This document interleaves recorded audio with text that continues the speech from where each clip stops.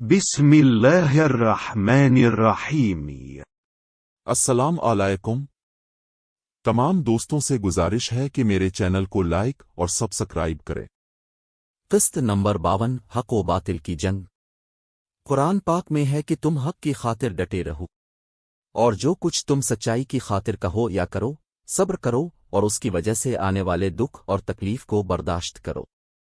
امام حسین نے کربلا میں ثابت کر دیا کہ حق کی خاطر باطل کے سامنے ڈٹ جانا اور مصائب و آلام کو برداشت کرنا صبر ہے۔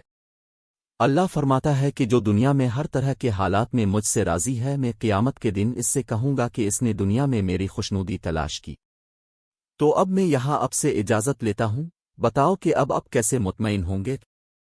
اللہ کے رسول صلی اللہ علیہ وسلم نے اللہ کی رضا پر راضی رہنے کی وہ عظیم مثال قائم کی، کیونکہ اپنے بھی اپنے نانا کے نقش قدم پر چلتے ہوئے امت سے محبت اور والہانہ محبت کی۔ وہ محشر کے دن اس خوشی کے بدلے میں اللہ سے اپنے دادا کی امت کی بخشش مانگیں گے۔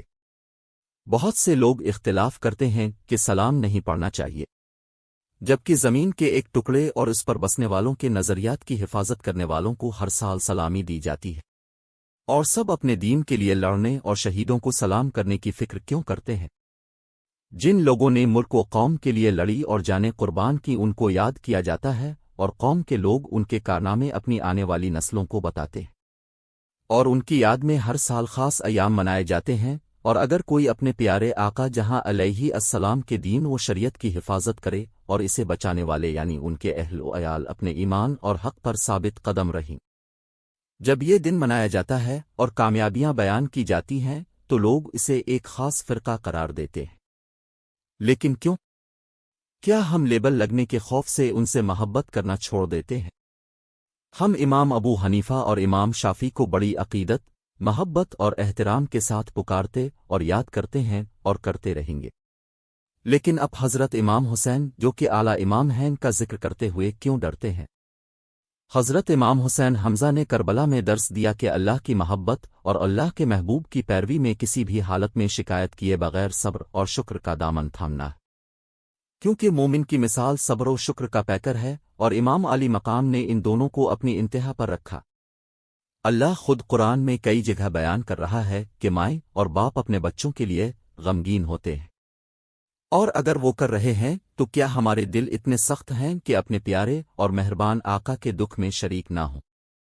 حضرت ابراہیم خلیل اللہ کے اکلوتے فرزند حضرت اسماعیل کی قربانی کی یاد ہر سال تازہ ہو جاتی ہے، اور حضرت محمد کے فرزند حسین اور المحمد کی قربانی کی یاد تازہ نہیں ہونی چاہیے۔ لیکن کیوں؟ جنگ کربلا کا ذکر سنتے ہی کچھ دیر کے لیے آنکھوں میں آنسو آ جاتے ہیں، لیکن کیا ہم ان کے درد کو محسوس کرنے کی کوشش بھی کرتے ہیں؟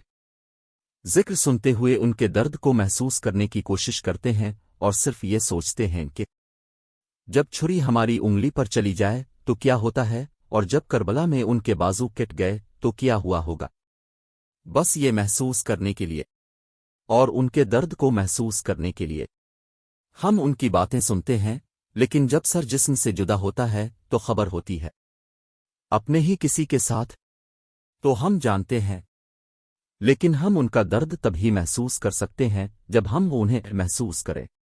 ہم اپنی ایک انگلی کے درد کو اچھی طرح محسوس کرتے ہیں، اس کا درد ہمیں بے چین رکھتا ہے، کچھ بھی دل دہلا دینے والا نہیں ہے۔